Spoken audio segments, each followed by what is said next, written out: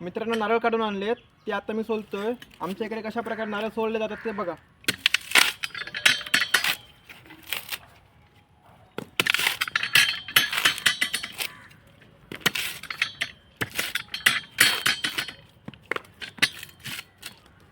हे बघा नारळ सोलून झालाय.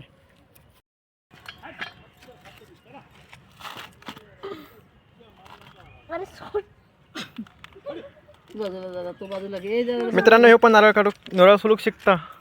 हे बघा सोलता.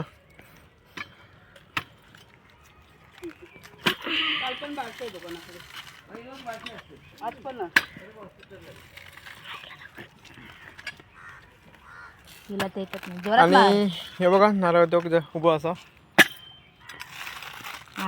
अजून जोरात एवढे नारळ सोलून झाले आहेत.